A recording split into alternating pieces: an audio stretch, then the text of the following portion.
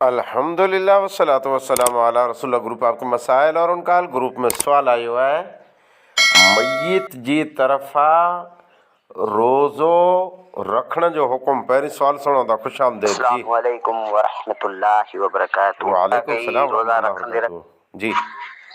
मौलवी साहब, मुझो को सवाल है त रमज़ान अल मुबारक जा हिकिड़ो शख्स रोज़ा चालू करे थो, पोइ ई रोज़ा रखे पियो कदा कई रोज़ा रखंदे रखंदे या हिनजा 8 या 10 या 15 रोज़ा जेके थिया, ते विच में जे ई माण्हू वफ़ात करे वञे थो, पोइ छा इन जा रोज़ा जे इन जे घर वारा जेको रिया पुट मार आकाए जा माण्हू जे चाहे त इन जा रोज़ा रखी पूरा करे सघे था या न?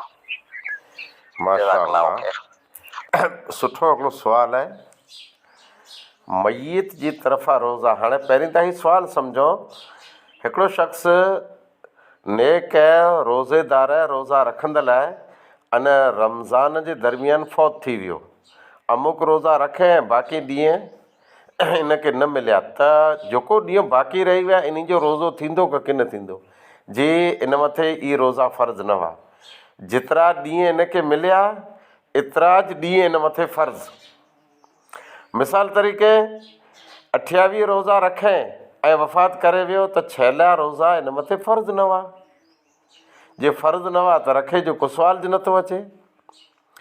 ॿिए नंबर ते हिकिड़ो शख़्स सॼो रमज़ान ज़िंदा हो अने रोज़ा न रखे, अहिड़ा कई रमज़ान इन ते गुज़री विया, रोज़ा न ते रखे, हाणे कुरो थिए।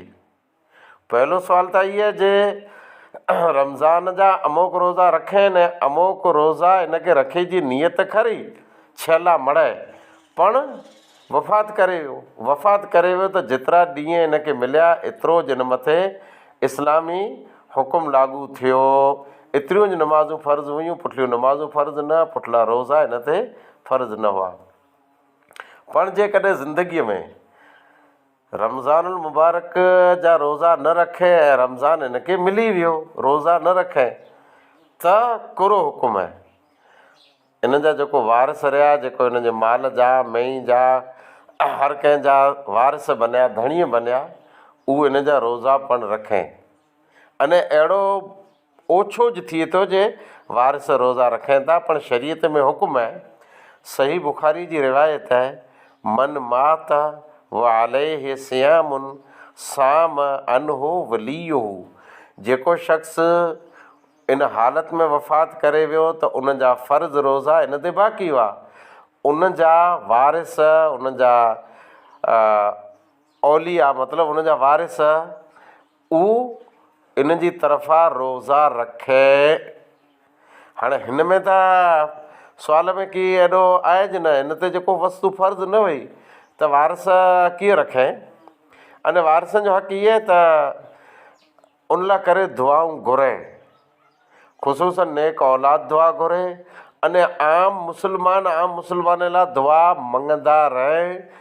इहा दुआ कमु ॾिए थी, जेतिरो इस्लाम फ़र्ज़ लागू कयो एतिरो ज कमकार थींदो, बाक़ी पंहिंजी मर्ज़ीअ सां कोई पण दीन में घटाड़ो वधारो सुधारो की न थी सघंदो। आख़िर दवाना अल्हम्दुलिल्लाहि रब्बिल आलमीन।